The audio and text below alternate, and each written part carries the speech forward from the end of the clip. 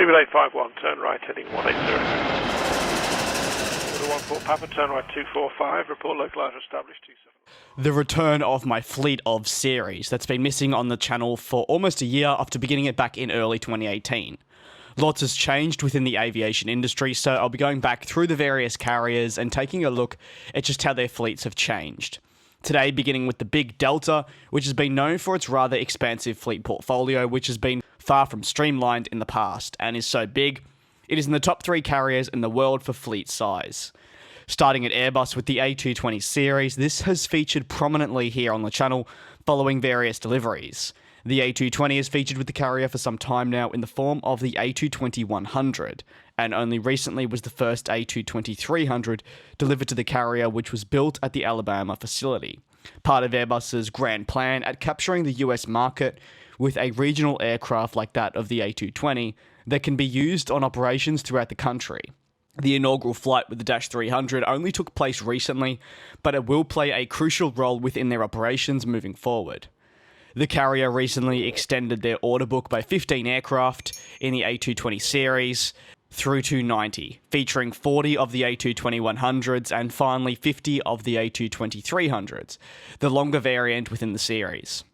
Staying with the smaller aircraft within their fleet, but moving to the more classic A320 family of aircraft.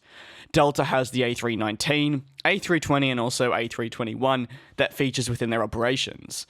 The carrier is still welcoming on the A321s, however the looming presence of the Airbus A321neo, of which they currently have 100 on order at this moment. Moving across to the A330, the carrier has both the A330-200 and the A330-300, flying with the Dash 300 being the more prominent within the airline.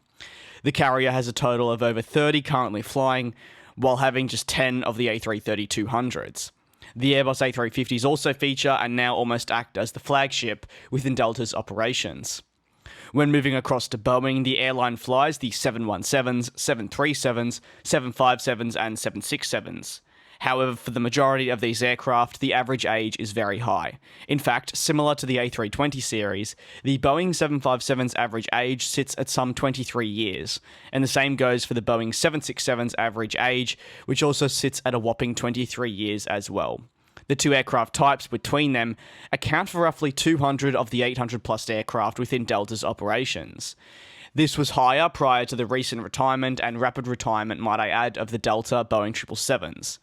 Moving back briefly to the 737s, it has over 200 also in the fleet, with them averaging an age of 10 years. The 737s and A320s are truly the backbone of its operations within the United States, to say the least. As for retirements, the carrier has been very vocal about what types it will be saying goodbye to in the coming years. It plans on retiring the Boeing 717s by 2015, and in addition the 767-300s also by 2025. This would mean, though, that the final type is gone in this year. Continuously, though, from now till then, Delta will progressively say goodbye to planes within the fleet until there are no more. And ultimately, the carrier will emerge in this coming decade, once again, yes, as Delta, but a more streamlined version, if you will. While not operated by Delta directly, Delta Connection, which flies a total of 100 CRJ-200s, will also be saying goodbye to the type, which averages an age of actually a whopping 18 years.